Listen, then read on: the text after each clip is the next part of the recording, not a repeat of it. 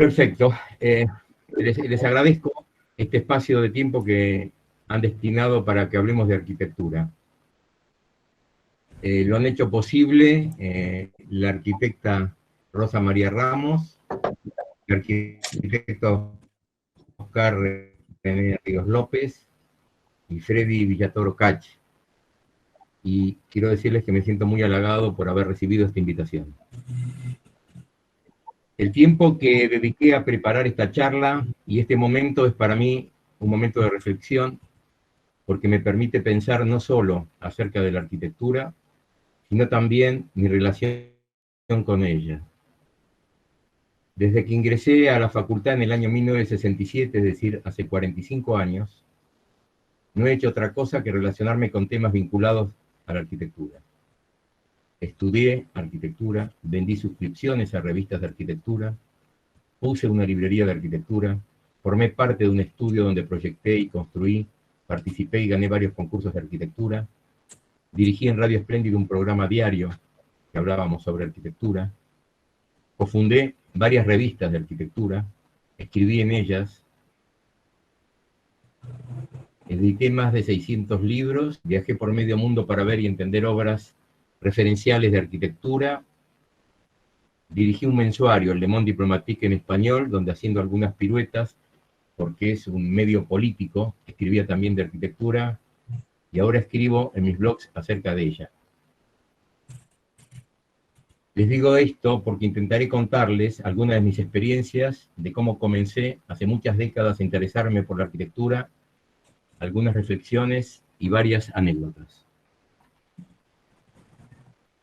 Comenzaré contándoles que nací en Buenos Aires, donde viví mis primeros 40 años, y desde hace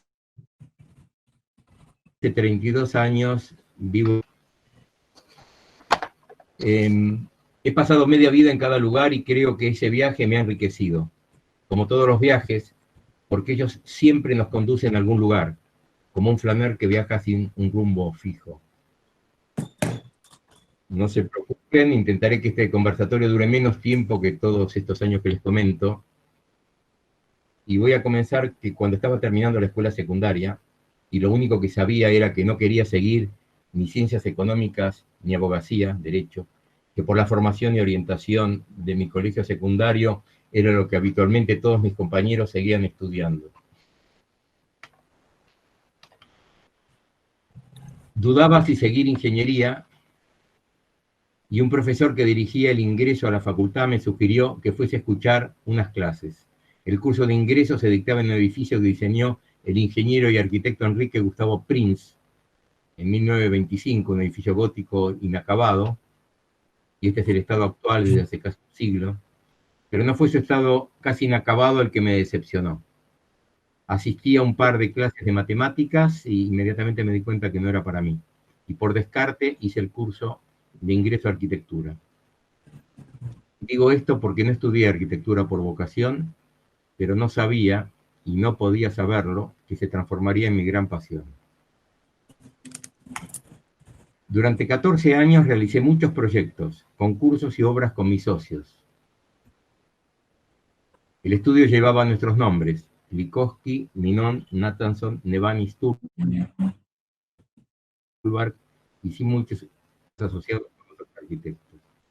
Fueron mis compañeros de facultad, y luego, como decíamos por aquel entonces, éramos amigocios, una mezcla de amigos y de socios. Seguimos siendo muy buenos amigos. De hecho, ya hay dos de ellos que sé que están acá escuchando. Como conclusión, es posible trabajar juntos y 45 años después hacer caminando una parte del Camino de Santiago, como los que hice el año pasado con Gustavo, y unir los 110 kilómetros que separaban San Sebastián de Bilbao. El curso más importante que ganamos fue el Centro Nacional de Educación Especial, junto con el arquitecto Eduardo Roskin. Éramos muy jóvenes, teníamos 29 años. Por este proyecto nos otorgaron uno de los premios de la Bienal de Arquitectura. Esta es una de las calles interiores. Mi intención no es explicar los proyectos, ya van a entender por qué. Este es el club de campo a Coas Tigre. Creo que ahora puedo pasar a la situación de eh, pantalla completa. A ver, porque antes se me disparaban. ¿Alguien me puede decir si lo están viendo bien? Sí, Ok. se logra apreciar aquí. Muy bien. Este fue el primer premio de un concurso muy grande de 350 hectáreas, con un golf que ganamos al conseguir que todos los lotes tuviesen igual situación, dando frente al golf y entrando por la parte trasera a todos los lotes. Hicimos edificios peculiares, como este edificio de apartamentos muy grande con un solo dormitorio. La idea era que cada persona necesita varias casas a lo largo de su vida, y cuando se independiza y es joven, necesita una casa pequeña, cuando se casa y tiene hijos, necesita una más grande, cuando los hijos se van, necesita una más pequeña, pero los de un dormitorio tienen también la parte social muy pequeña. Hicimos una tipología que para aquellas personas que ya no conviven hijos y con un dormitorio les es suficiente, pero el resto de la casa es grande para poder recibir a sus hijos y nietos. Fue construido hace 38 años, aún tiene un aspecto moderno. La estructura de hormigón armado cubre la luz de 866 de frente sin apoyos intermedios. Las vigas hacen de baranda de los balcones terraza. El estudio también ganó el primer premio del Banco de la provincia de Formosa y tuvimos una satisfacción enorme cuando la revista Suma, de mucho prestigio en Latinoamérica, nos hizo un número donde puso nuestras obras y pudimos verlas en su conjunto. Este fue otro proyecto del cual hicimos una parte, que también tiene una particularidad. Le he pedido a Edgardo, que ayer me lo mandó esta foto de un libro Perspectiva 6, donde muchos de estos croquis que están hechos por Minón, eran 64 casas agrupadas de a 8, con acceso desde una plaza común, y las plantas estaban invertidas con respecto a las tradicionales. Los dormitorios en la planta baja, más protegidos, menos expuestos al ruido y a la luz, y en el primer piso con la sala de estar, el comedor, parte social, daban una terraza y se accedía desde la plaza. Este es uno de los primeros proyectos que hicimos, un stand para Akai, que era audio, era todo transparente de cristal, de día se veía a través del stand, y de noche, cuando todo era oscuro afuera y estaba muy iluminado adentro, cambiaba totalmente la imagen del stand. No tengo la fotografía de noche y del día que en algún momento juntas, y era muy lindo de ver. Quiero pasar a otro aspecto de mi vida también relacionado con la arquitectura, y que correspondió cuando a los 40 años me mudé a España con mi familia, con una hija de 8 años y otra de 12. Acá ven dos nombres, Aspan y Onlybook. Aspan era una distribuidora española, en España distribuía los libros, Onlybook los distribuía en el exterior, y además existía una editorial que tiene mi nombre. Es una larga tradición en las editoriales pequeñas que lleven el nombre de los editores, como Gustavo Gili, como Blume, que yo le puse H. Grikowski y puse las dos letras, HK. Se llamaba Aspan, y aquí marqué en rojo porque se llamaba Aspan, A de América, SP de España y Japan de Japón. Esta era una de las tantos stands. Este creo que es en la Liber, en la Feria del Libro de España. A mí las ferias me permitían no solamente promocionar los libros y conseguir venderlos, sino también quedar 3 o 4 días más después de la feria y visitar obras de arquitectura alrededor de cada una de ellas. La de Estados Unidos es una feria que pasa de Nueva York a Chicago, a Los Ángeles, a New Orleans, Miami, entonces me permitía ir viendo más obras de Wright gracias a esta feria.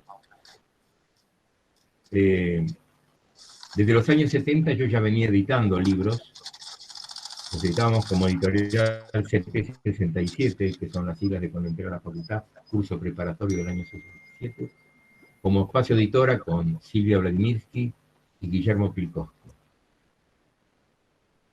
Como ya les conté, cuando me fui a España, puse las 3 empresas, Aspan, Onlibooks y HK. Y quiero mostrarle algunos de los... Quiero hacer un pequeño paréntesis. Todo esto que estoy mostrando va a conducir, a partir de la mitad de la charla, en temas de arquitectura concretos. Pero es indispensable, y ya lo van a entender por qué, que yo les muestre todas estas cosas. Este es uno de los 600 libros, es una de las tantas colecciones que hicimos, una colección hermosísima porque permitía en un pequeño formato de 84 páginas poder hablar de los arquitectos antiguos y modernos. Compartía Gustav Eiffel con Foster, la misma portada, atrás la foto de ambos, y en el medio, de la misma manera, presentadas todas las obras, porque desde mi punto de vista, en los libros de arquitectura no hay diferencias. Lo único es la manera de dibujarlos, y se dibujaban todos de la misma manera. Este es un libro, que no sé si ustedes conocen, que nos dio muchas satisfacciones. Numerábamos los libros en aquel entonces, lleva el número 6. Era una época que se había difundido mucho los dibujos de perspectivas de Gordon Kuller en el Townscape. Su tamaño era muy grande, no sé, tendría 35 centímetros, y de largo, por unos 20 y tantos largos de ancho. La idea era que sirviese como referencia para inspirar o copiar los grafismos para las perspectivas de estudiantes y profesionales. Además de todo esto, escribí en revistas, en periódicos, hice un programa de radio sobre arquitectura que salía todos los días en el horario central, con los arquitectos Mario Sabugo y Rafael Iglesias, que se llamaba Urbanidad, y adelantaba un poco cosas que yo después escribí, que decía una forma diferente de vivir la ciudad. Cerré la empresa hace 2 años y medio y me dediqué a escribir de arquitectura en 2 blogs que tengo. Uno, onlybook.es/blog, y el otro, hugoclico.blogspot.com. En ambos recibo entre 4 y 6.000 visitas mensuales, cosa que me encanta porque si lo que yo hago lo editara, además de cortar el árbol, de transportarlo con camiones y demás, no sé si podría ser que tanta gente lo lea, y me pone muy contento. Yo creo que ya serán los 250.000 visitantes en estos 3 años. Creí necesario explicarles todo lo anterior para poder hablar de arquitectura. Mi vida gira alrededor de ella y también ella gira alrededor mío. Miro, observo, analizo y trato de entender de qué está hecha la arquitectura. Es decir, de qué están hechos los espacios que conforman la arquitectura. Hace un tiempo que descubrí que los espacios no solo se hacen de materiales tangibles, de piedra, de madera, de hierros. Comenzaré a hablarles alrededor de este tema, de cuál creo que son los materiales que construyen, o mejor dicho, conforman los espacios que la arquitectura crea. Los interiores, los exteriores, los espacios intermedios. Y les daré algunos ejemplos para tratar que pensemos y comprendamos juntos lo que creo que es la semilla primigenia, el punto de partida de cómo entiendo yo la arquitectura. Les contaré una anécdota. Estaba en el 3er curso de la carrera, que se llamaba Diseño Arquitectónico 2. Mi profesor era Luis Grossman. Estábamos alrededor de él, teníamos mesas altas para dibujar y sillas altas. Algunos sentados sobre las sillas, otros sobre las mesas, otros estábamos parados. Escuchábamos atentos.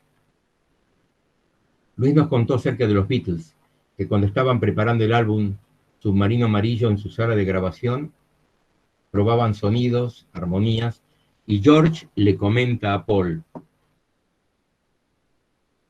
estamos complejizando esta canción. Y Paul le responde, no importa, sigamos complicándola todo lo que podamos, así luego la podremos simplificar. Luis nos explicaba que la sencillez no es fácil, porque contiene en sí misma toda la complejidad que hemos desarrollado previamente. Me gustaría volver a repetir esto, que para mí es uno de los puntos esenciales de lo que estamos hablando, que la sencillez no es sencilla, no es fácil, contiene toda la complejidad que hemos desarrollado previamente, pero hay que desarrollar esa complejidad para llegar a esa sencillez. Hubo un libro, Complejidad y Contradicción, de Aldo Rossi, es uno de los textos arquitectónicos más importantes de la segunda mitad del siglo XX, el libro de Venturi. Dice en él, la arquitectura es necesariamente compleja y contradictoria por el hecho de incluir los tradicionales elementos de comodidad, solidez y belleza. Prácticamente nos dice lo mismo que el arquitecto romano Barco Vitruvio Polión, en sus 10 libros de la arquitectura, cuando definía los principios clásicos de la arquitectura: utilitas, firmitas y venustas, es decir, utilidad, solidez y belleza. Utilitas o utilidad cuando la arquitectura ha cumplido la función que le fue encomendada. Firmitas o solidez cuando ha sido bien construida. Venustas o belleza cuando satisface los cánones de las proporciones y de la armonía. Vitruvio lo decía en su Tratado de Arquitectura en el siglo I a.C., Venturi en 1966. Podemos preguntarnos, ¿es que nada cambió en casi 2000 años? La arquitectura puede cambiar de formas, de materiales, de usos, pero ambos hablaban del concepto de la arquitectura, no de construcciones, y eso no ha cambiado. Intentaré a partir de ahora hablar de esa complejidad, entenderla y cómo pienso que se debe abordar. Les anticipo,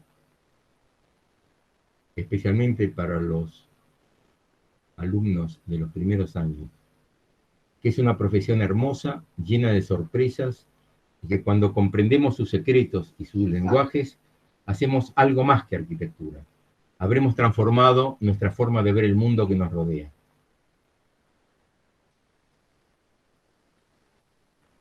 Como una matrioshka, esas muñecas rusas que ves solo una, pero si la abres hay otra más pequeña.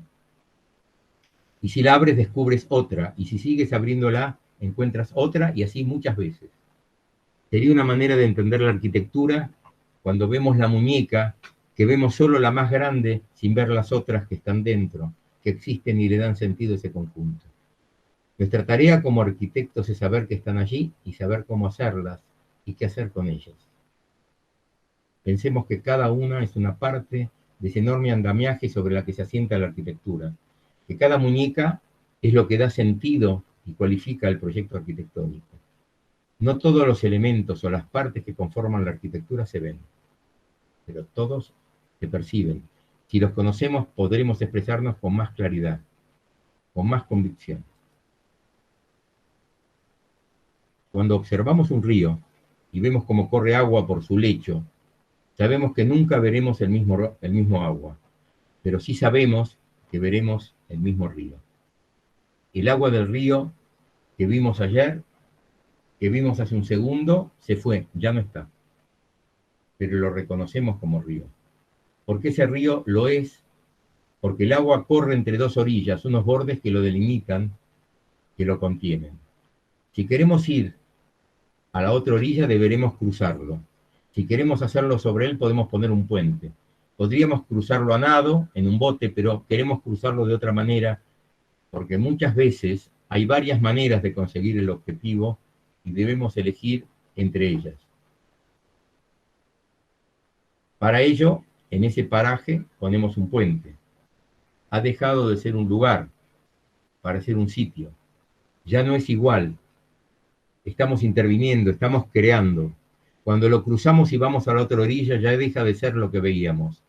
Desde esa otra orilla vemos el lugar donde estábamos. Vemos unas rocas No lo construimos en cualquier lugar, sino al lado de esas rocas que nos ayudan a apoyarlo. Saber que queremos cruzar ese río, un río que cambia las formas, que contiene aguas tranquilas y un río que contiene a veces aguas agitadas. Diseñar el puente no solo para cruzar, sino también para detenernos en el medio y ver desde otra perspectiva ese río y esos bordes, donde poder pensar, donde poder hablar con alguien, desde donde podremos ver juntos el cauce del río. Hemos planteado la necesidad y el deseo de cruzar al otro margen, pero no en cualquier lugar, sino en un sitio determinado, sobre esas rocas. Y no cualquier puente, sino uno que nos permite estar sobre sus aguas sin mojarnos, seguros que no nos llevará la corriente. Un puente bello por su sencillez, por su practicidad, por sus formas, por los materiales que usamos, porque un día decidimos que debería tener un techo, como los de Madison. Eso no hay monumento nacional en Estados Unidos. Tiene unas medidas que permite estar a un determinado grupo de gente. Un día le pusimos un asiento para estar y saludar a los que lo crucen. Un puente para sentarse, como el puente peatonal de Estudio Ebren Basduk en Turquía del 2016. Un puente para pescadores. El Tower Bridge de Londres, del arquitecto Jones, de un concurso de 1886. Un puente cargado de simbología. Un puente para impresionar, como el puente de La Paz, de Delucky, en Tbilisi, en Georgia, de 2009. Un puente como el de Luis I en Oporto, sobre el río Duero, de 1886, del ingeniero Théophile Seyrig. Hay muy cerca un puente de Gustav Eiffel, que presentó este concurso y lo perdió, lo ganó Seyrig, no es de Eiffel, en Oporto. Un pabellón puente, como el de la arquitecta Zaha Hadid, de la Expo 2008, en Zaragoza. Quiero mostrarles el puente de Zaha Hadid, porque a pesar de ser un puente, estimo que es desmesurado. Lo muestro porque creo que en lugar de servir para unir dos bordes, pasando de un otro lado, niega las visiones de esos bordes del río, para parecerse a un enorme edificio acostado. Y la estructura que lo sostiene en la mitad del río pareciera que es para que el río sobreviva y no se caiga, transformándose en un dique de contención.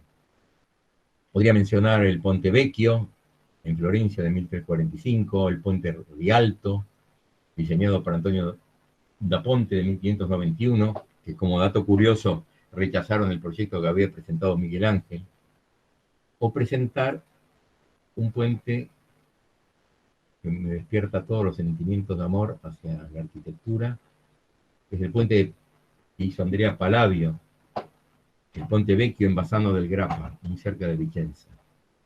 Originalmente en 1209 se destruyó, y en 1567 Palladio, lo que había roto la inundación, construyó en madera 2 años más tarde.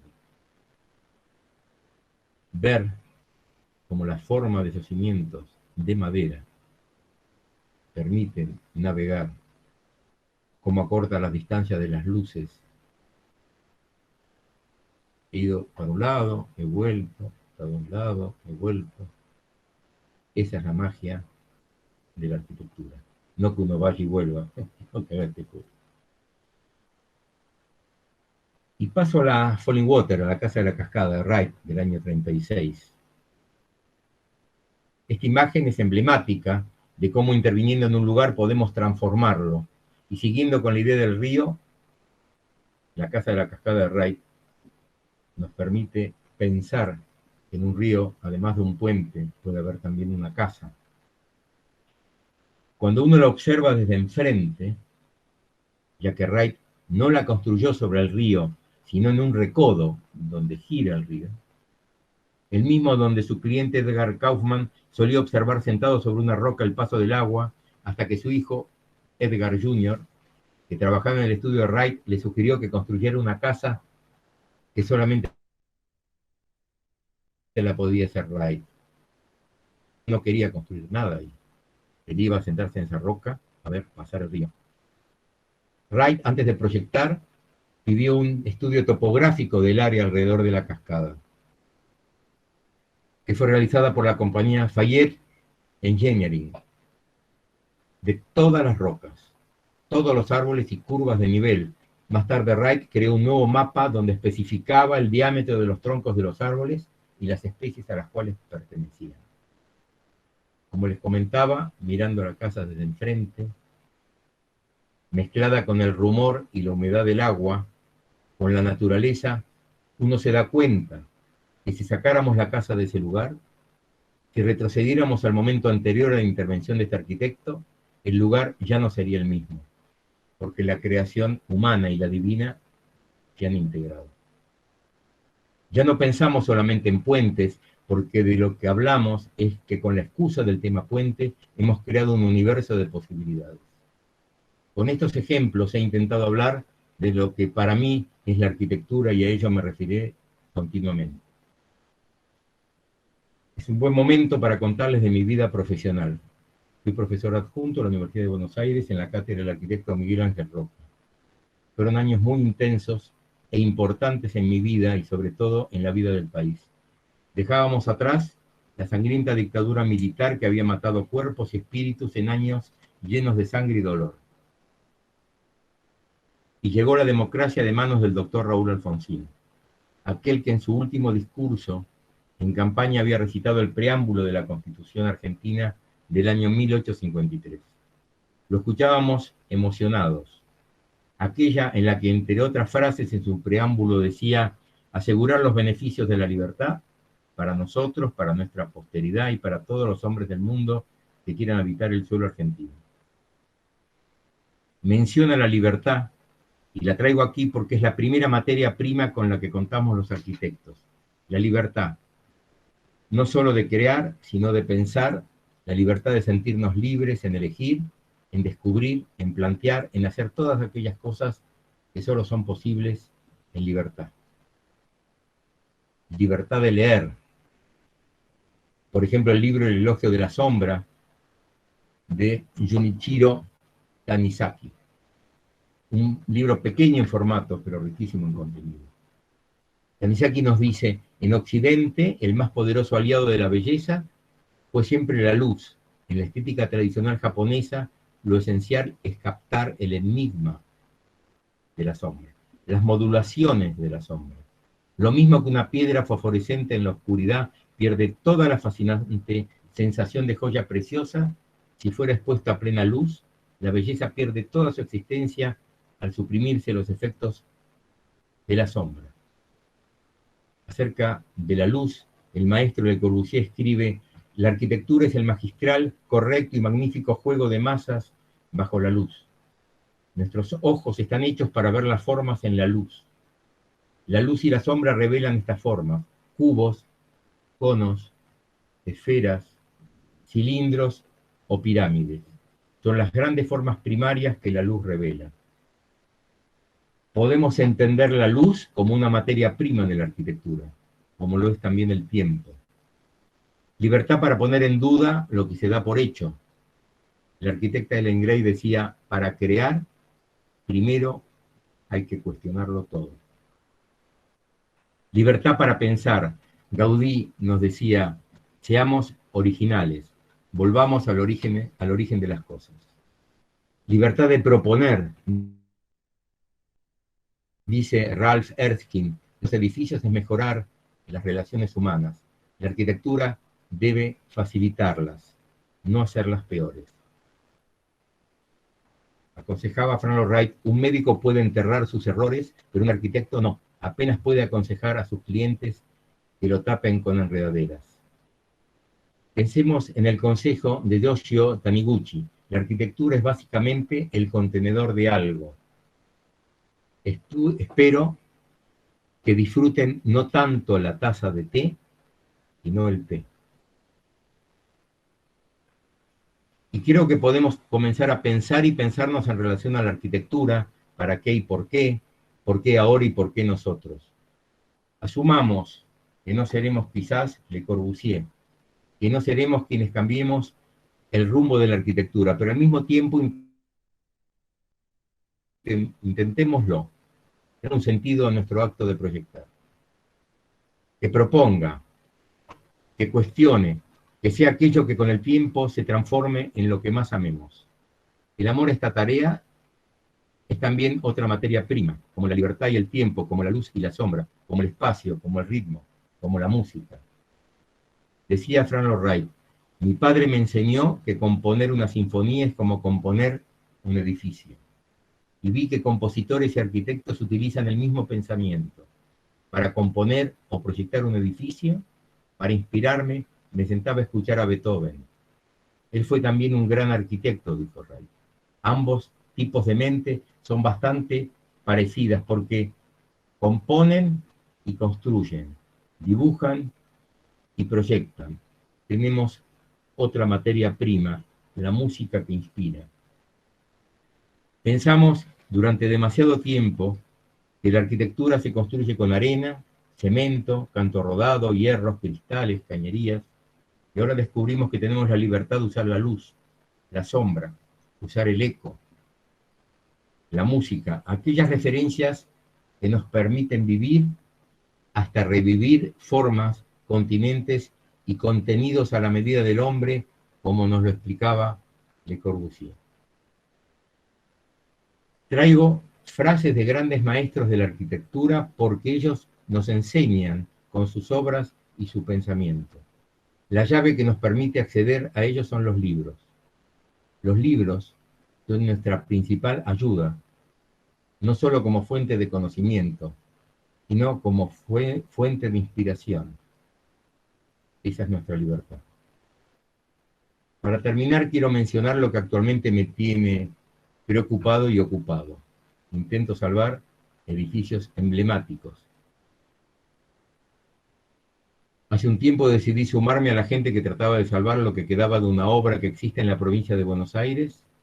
No es cualquier obra, es la única obra de un integrante de la Bauhaus en Latinoamérica, es el Parador Aristón, obra del arquitecto Marcel Breuer.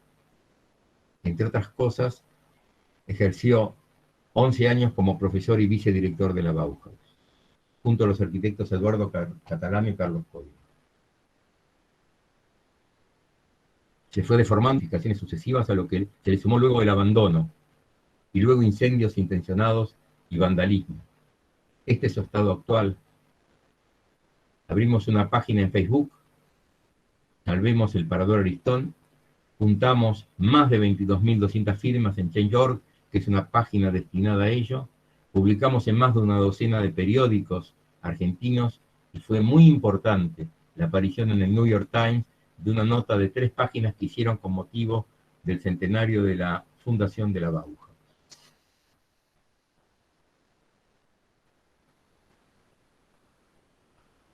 El año pasado, en la casa sobre el arroyo de Amancio Williams, dimos una charla sobre este tema. Y luego de insistir durante muchísimo tiempo, conseguimos que se lo declare monumento histórico nacional por diputados y senadores. Está en un predio privado y no sabemos qué es lo que va a suceder. En este momento estoy intentando con otra gente salvar el Palacio Belgrano de 1880, hecho por el arquitecto Joaquín Belgrano, cofundador de la Sociedad Central de Arquitectos, uno de los 7 primeros arquitectos que se recibieron en la Argentina cuando, bueno, de los 7 profesores, porque en realidad él había cursado en la Escuela de Beaux-Arts de París, uno de los 7 profesores, primeros profesores de la Facultad de Arquitectura, fundó la Sociedad Central de Arquitectos. Estamos en esto y ayer hemos conseguido, después de 104 años de abandono, que sea entregada a la municipalidad y hoy en Instagram, el intendente de la municipalidad de San Fernando dice que lo va a poner en valor.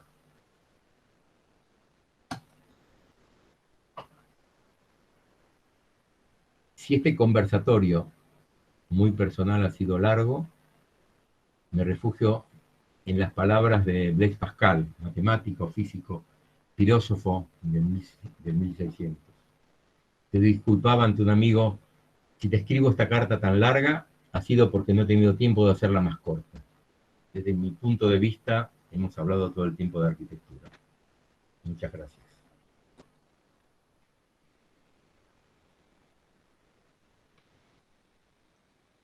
Gracias. Gracias, Arqui. Rosita.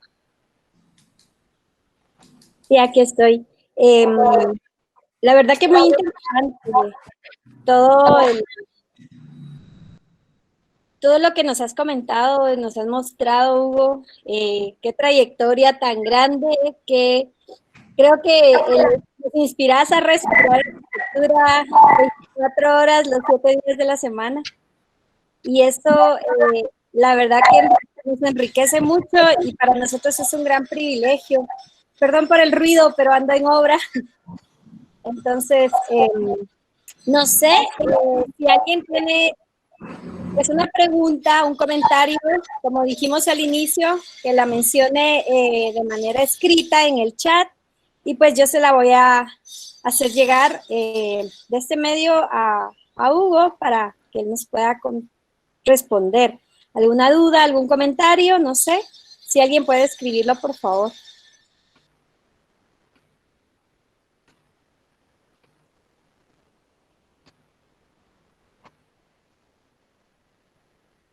Rosa, si me permites, mientras alguna persona piensa, yo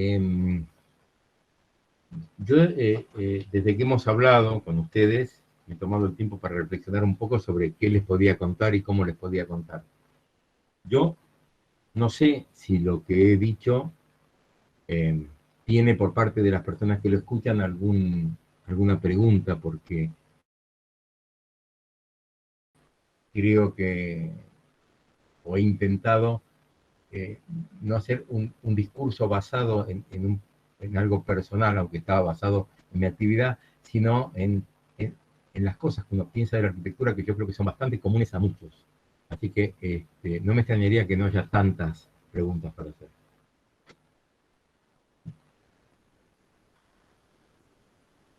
No, no escucho. No escucho. Tiene cerrado el micrófono. Perdón. ¿Alguien de la facultad que quiera, bueno, ahorita escribió doña Mimi de Herrera, dice, cuando mencionó el libro de Tanikasi, ¿qué valor le da a la sombra en sus proyectos? La sombra es ese contraste que da luz cuando choca con el objeto. Gracias, doña Mimi, por su Yo creo pregunta. que él lo que hace en el libro es explicar la diferencia de la luz y la sombra en Occidente y en Oriente. Menciona algo que para nosotros es bastante normal, que es la luz, la superficie pulida, el reflejo, a diferencia de donde todo está expuesto, a diferencia de Oriente, donde hay más sugerencia. Yo creo que no es que habla de la sombra en un sentido directo de lo que produce la luz cuando choca contra un objeto, sino creo que habla de la sombra en un sentido más filosófico, de lo que rodea. Cuando estuve en Oriente, y en especial me llamó la atención Japón, me llamaba la atención que en todos los bares, sin excepción, había música clásica y muy baja. Me llamaban el silencio que me rodeaba permanentemente. El silencio no siempre es carencia de ruido, así como la sombra no es carencia de luz. Yo creo que es un concepto más amplio, lo abarca, pero creo que es más amplio. Creo que eso es lo que... El librito es maravilloso, se lo recomiendo especialmente.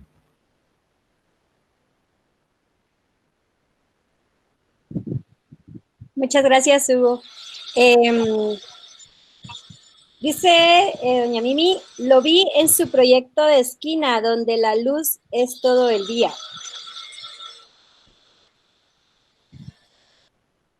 No entiendo bien.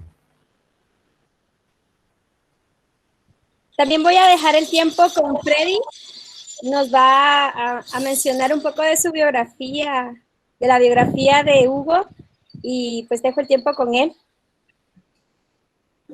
Muy buenos días, creo que por la emoción de Hugo fue que ya no lo pude presentar. En primer lugar quiero resaltar y agradecer el hecho que siempre te lo hemos dicho y tal vez ya te aburrimos, pero te agradecemos que haya sido muy accesible. Sabemos de que creo que es parte de tu espíritu ser así, pero te lo agradecemos bastante. Nosotros queremos intercambiar un cierto tipo de información en este momento antes de mencionar una parte pequeña de tu biografía. Nosotros estamos posicionados geográficamente a 82 kilómetros de la frontera con México y eso nos hace pues tener un acento casi mexicano.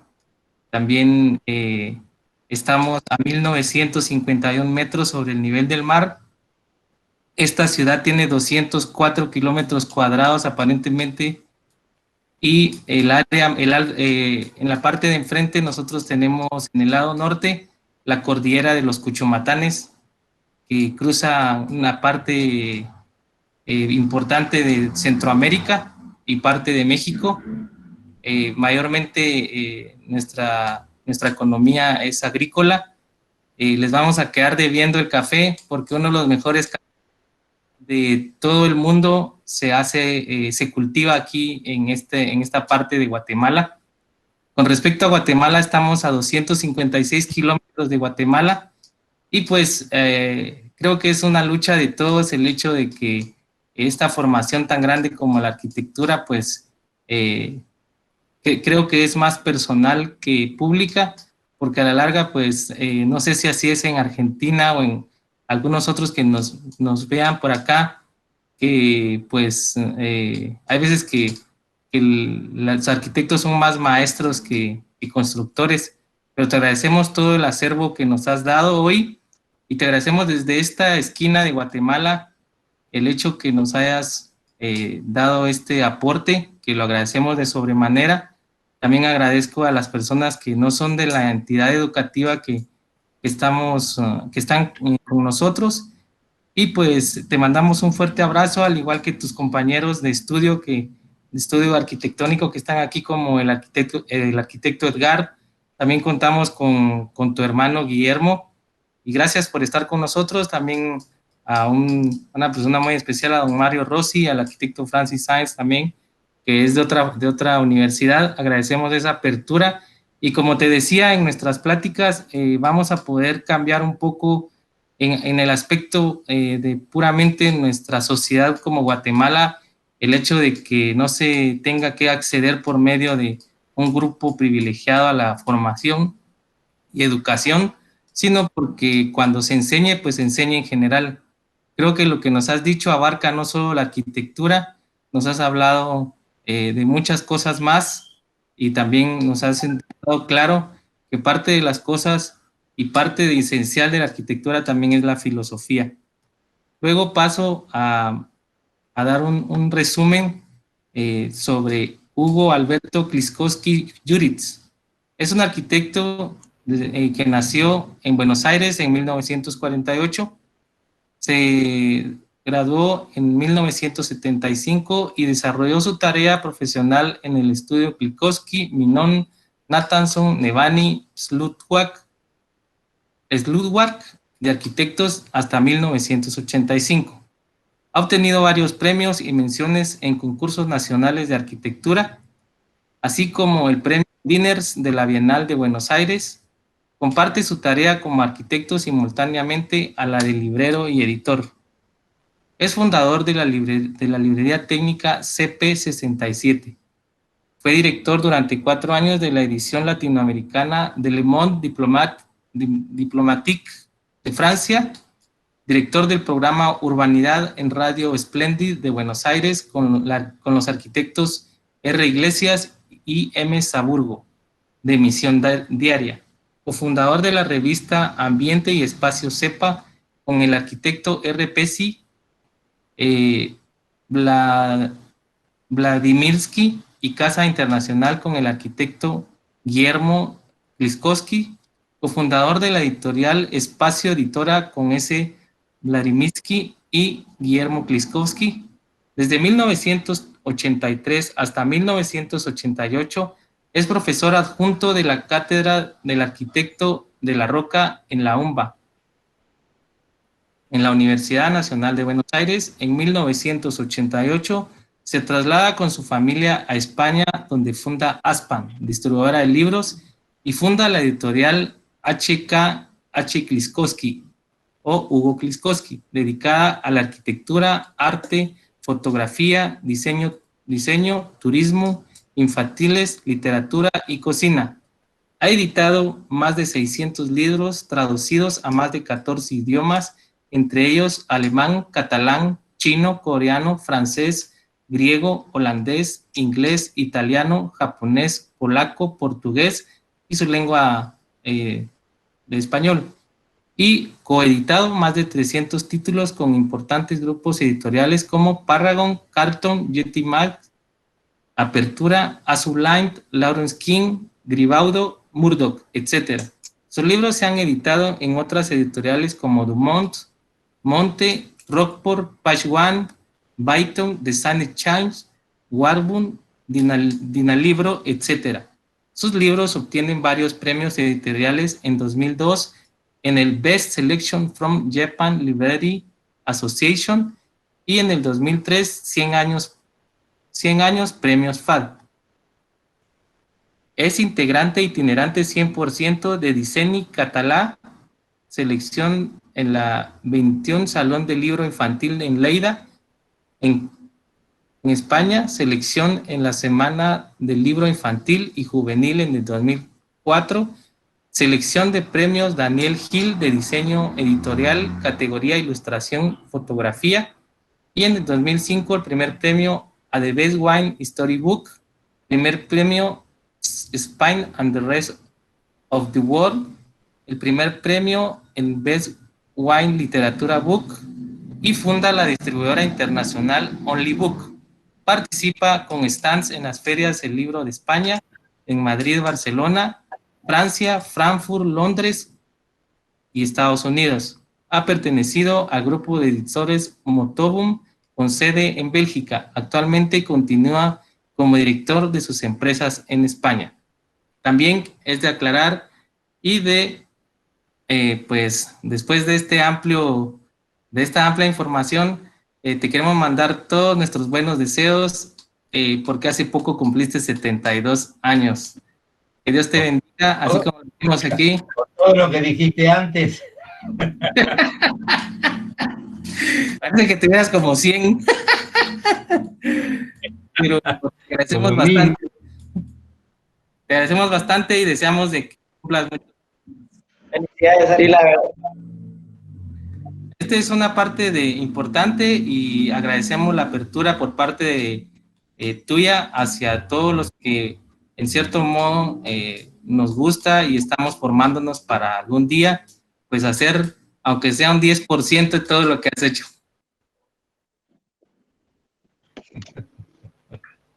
Muchas gracias, Freddy. Bueno, yo les agradezco. Perdón. Muchas gracias, Freddy, por la información y por la reseña biográfica de Hugo. También quisiera, no sé si se pueda, Hugo, que le podamos dar el tiempo un ratito a tus amigos, también de tu firma de arquitectura, tus socios, amigos. Y yo sé que han comentado aquí que muy buena tu charla y que muy poético y que les gustó mucho, pero no sé si ellos pudieran compartirnos algo también, aprovechando que están aquí conectados. Bueno, Lito, no, la verdad que te felicito, muy buena, me gustaron muchas cosas que dijiste, que si bien uno las conoce, pero cuando las refrescás y las decís, ahí aparecen, ¿no? Sobre arquitectura.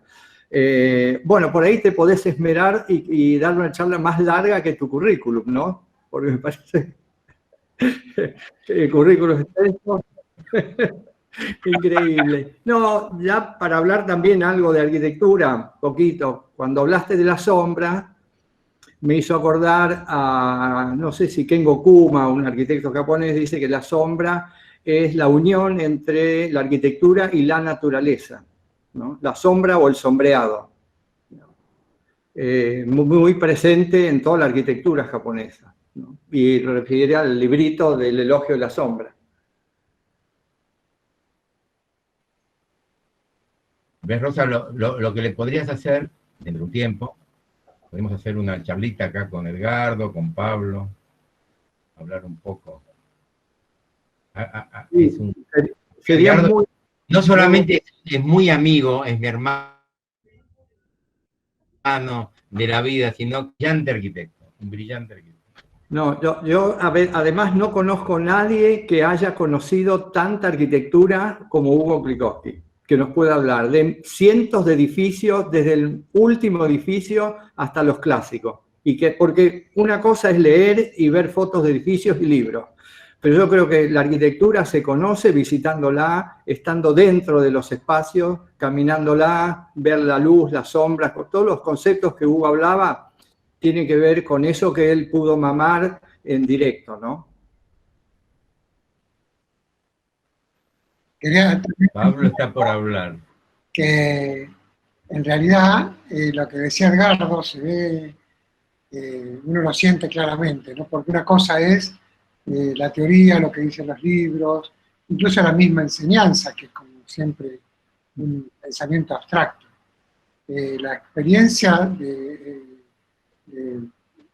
haber sido parte de la arquitectura y de la arquitectura enorme, es una cosa fundamental para poder comprender, para poder entender, para poder transmitir. Por eso lo poético, porque lo poético excede la forma, excede el contenido. Es ese plus, ¿no?, que te da la vivencia de la arquitectura y poder transmitir eso, ¿no? A eso me refería con lo poético. Fue muy lindo.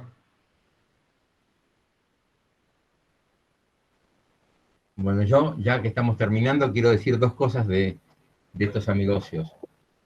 De Minon, que yo digo que tengo el wiki Minon, porque esté donde esté, le mando un mensaje y le digo, che, este sacó el Pritzker, estoy en Frankfurt, ¿qué obra? ¿Dónde voy? Y él rápidamente me dice, y un juego que hacemos a veces es que sacamos una foto muy pequeñita de una parte de un edificio que tiene 200.000 metros cuadrados, y me saca un pedacito, y ¿no puedes dar una ayuda? Entonces lo amplía un poquito, pero no mucho. Y así nos vamos riendo. Y de Pablo, que tuve el privilegio de viajar varias veces con él, estuvimos en una obra de arquitectura que él me va a recordar cuál es, del poeta japonés, y después de recorrerla y estar en una especie de espacio mágico, una especie de lago, con un lugar para meditar, me dice Pablo, en voz baja, porque no se podía hablar muy alto, me dice, por esto es que yo creo en la arquitectura, ¿no? Sí, algo así. Aprendí mucho de ellos y les agradezco muchísimo esta invitación a los tres.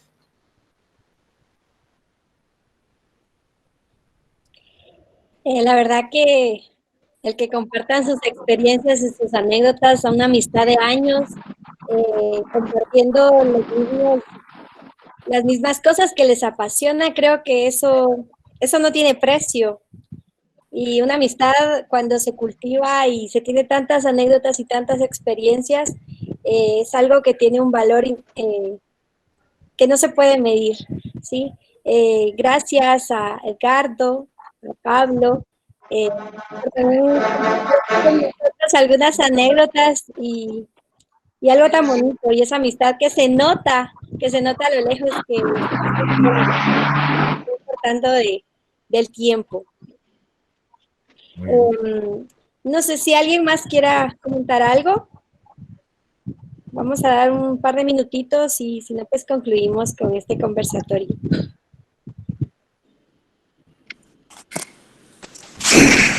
Hola. Estamos, ¿no? Hola, soy el hermano Guillermo Klikowski. Mucho gusto. Mucho gusto. También editor de libros de arquitectura. Con Hugo comenzamos hace muchos años a editar libros y fundamos juntos la librería técnica CP67, que hoy, de acuerdo a las nuevas tecnologías, se está transformando en la biblioteca digital CP67. Los conceptos que Hugo vierte sobre los libros que citó, tanto el de Venturi como el Elogio de la Sombra, realmente, que no son libros de nuestra editorial, son realmente libros imperdibles, no se puede dejar de leer. Bueno, Hugo, la verdad que muy buena tu conferencia, y también hemos disfrutado juntos de visitar muchísimas obras de arquitectura. Un paseo que a mí me quedó mucho en la memoria fue cuando visitamos en Berlín las obras de el IVA 74. Una por una llevábamos el mapa que había salido en la revista Domus y vimos unas obras de los hermanos Krier, de Rossi, realmente excepcionales. Coincido en que la arquitectura también hay que vivirla. Bueno, te felicito, Hugo, y buena charla. Gracias, arquitecto. Solo quería aclarar que el arquitecto Guillermo es hermano del arquitecto Hugo. Yo los conocí a ellos por medio de valga la propaganda, tienen un sitio en Facebook que se llama Perlitas de Arquitectura. Y eso me ha ayudado bastante, y les agradezco a usted también, porque yo creo que pues el hecho de, muy impresionante, pero el ejemplo que ustedes dan y el hecho de su apertura realmente nos hace ver a nosotros que estamos en pañales. Nosotros realmente estamos iniciando la facultad más antigua de arquitectura aquí en nuestra ciudad. Tiene cabal hoy 20 años de haberse fundado en esta ciudad.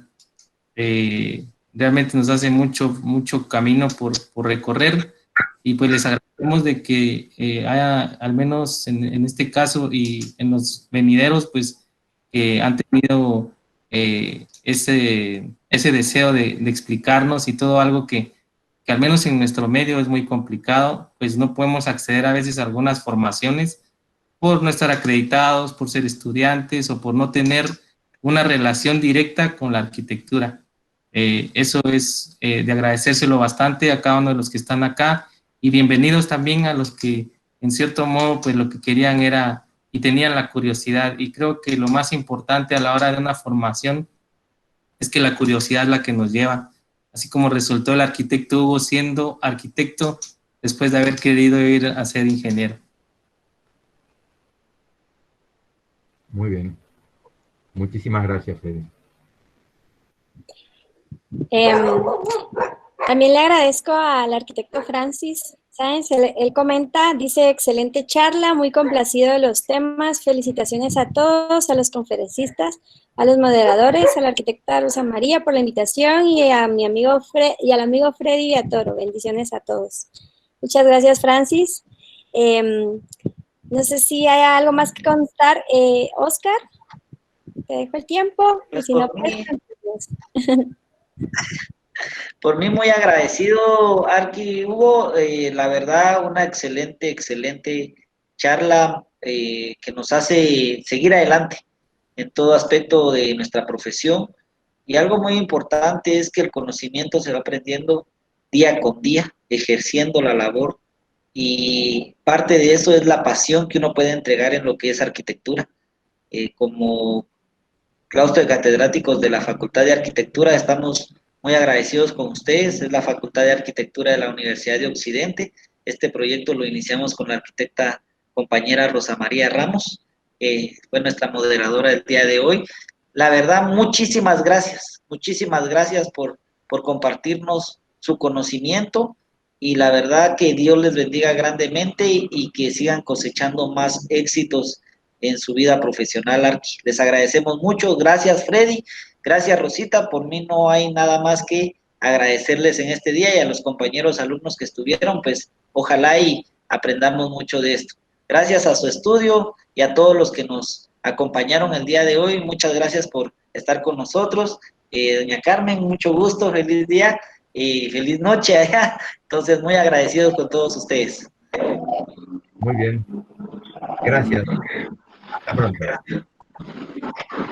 Muchas gracias a todos. Gracias por este tiempo. Y nos vemos en una próxima ocasión. Muy bien.